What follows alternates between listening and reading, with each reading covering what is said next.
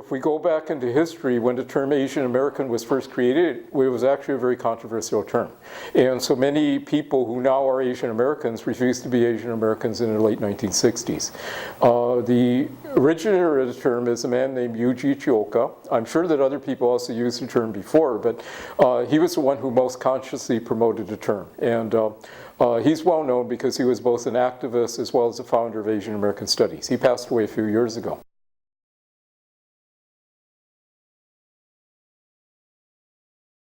As long as people understand that it is a term that describes diverse people, it's okay. But I think that's the problem. In the mainstream society, there's an assumption that there's a single Asian race, right? Or even going back to when the term was Asian Pacific American, that there was somehow a common race between Pacific Islanders and Asians, right? So once you start with those kinds of assumptions, then you start thinking of the community as unitary.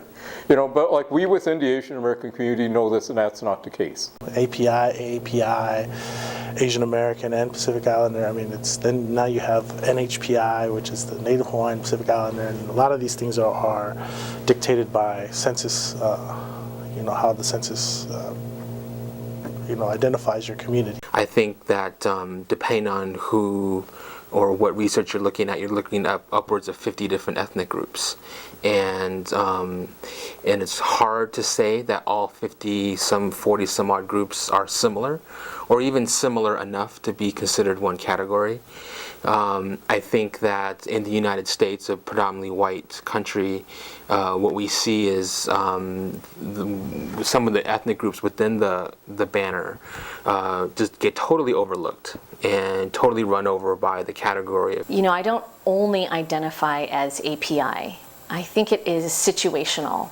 I think that it doesn't always address the PI part. I think that South Asian community folks don't always necessarily just join that as well. So I think it's complicated in that our growing collective consciousness is sort of ever changing, and it's a process of conversations about why people identify. So I think it is complicated. To me, it is a term that's homogenous, and it is just a label. So I don't identify myself. Identity is a much larger word than that label. I identify myself as a Chamorro, as a woman, as a good human being. For me, individually, I'm a Chinese American, but in solidarity, I'm an Asian and Pacific Islander. And the reason I think that is because Asian and Pacific Islander is so diverse. I think it's very hard for one person to say that they understand every single person's experience. I identify with being Pacific Islander because that's how I was raised. And I don't identify with Asian Pacific Islander just because I wasn't brought up with the Asian experience. I am an Asian American because I didn't live or grow up in the Pacific Islands. However, there's great affinity with my fellow other Asians, and they are the Pacific Islanders. I'm East Asian, and within the category of Asian American, Asian Pacific Islander, that's a very privileged, favored ethnic group or ethnic bloc within the banner. All the research, the reports, the stereotypes is based on the bloc that I'm in, right? Now, if I were Cambodian, if I were Samoan, I think that's an entirely different experience being categorized as Asian Pacific Islander. To really combine Asian and Pacific Islander, I think really is doing it a service on so many different levels. For instance, in health or trying to get funding, using API and using data that kind of collectively bunches Asian Americans and Pacific Islanders really does a disservice to our Pacific Islander brothers and sisters, because there's such a large health disparity that's hidden within the API grouping. Something that really bothers me is that people say, Asian and Pacific Islander in terms of health, and there's sometimes where you need to disaggregate it. We're talking about obesity, you're talking about Asian and Pacific Islanders. I go into these big meetings, people say, Asian and Pacific Islander obesity is not an issue versus Latinos and African Americans. And first of all, you shouldn't be comparing people like that. Second of all, when you say Asian and Pacific Islander obesity, what does that even mean?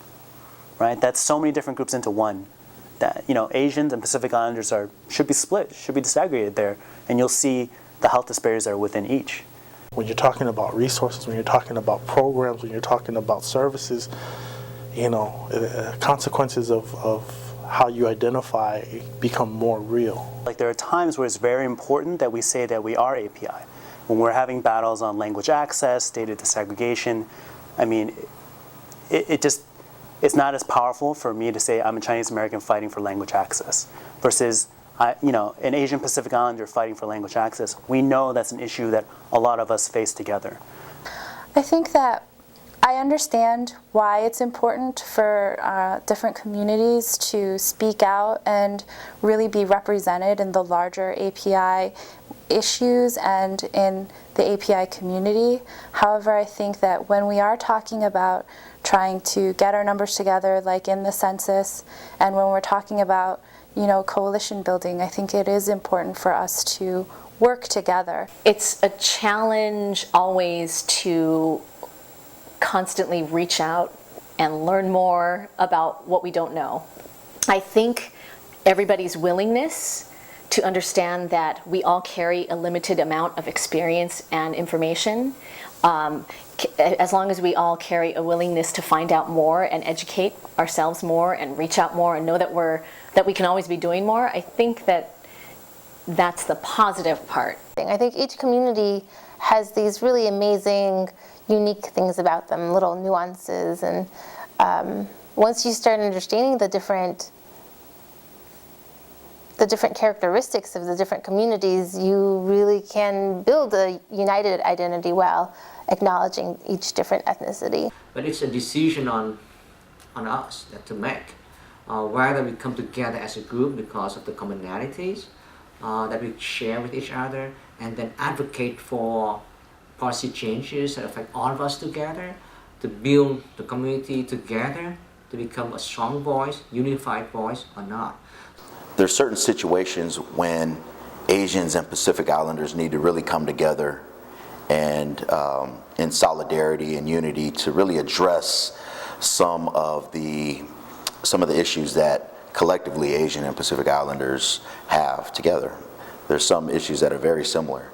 And there are some issues in which our Asian American brothers and sisters maybe need to step aside and be more and really play more of a supporting role as Pacific Islanders handle the issue that we need to handle.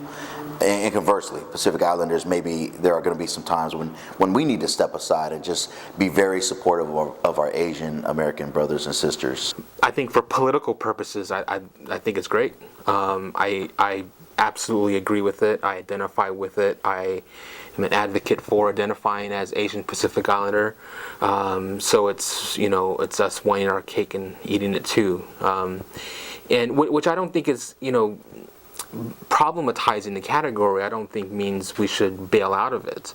I just think it means that we have to be more nuanced about understanding what the category is. But politically, it's necessary, absolutely necessary. I think politically, yes, I do. In terms of how I personally identify, you know, I'd say I'm Samoan. You know, even Pacific Islander is to me more of a political identity. I think I identify with the term kind of in a political sense because I understand the importance of working together with other communities. But I also identify as a South Asian American and as a Muslim American and as a person of color. And I think that underneath all these umbrella terminologies, there's power. There's power in the communities that are held with each term. So I do consider myself an API, but I also consider myself a lot of other things as well. In reality, if you look at the term more from its political roots, then what people would say is that communities are formed more through political struggle, right? Commonalities are formed when people form alliances and learn that they have common kinds of issues, right? Commonalities emerge because people start to understand that fighting for one community also is beneficial for all communities. I know this life gets hard, and it seems to take every breath you have inside to find your way. It seems that no one feels the same. You feel like the only one in pain.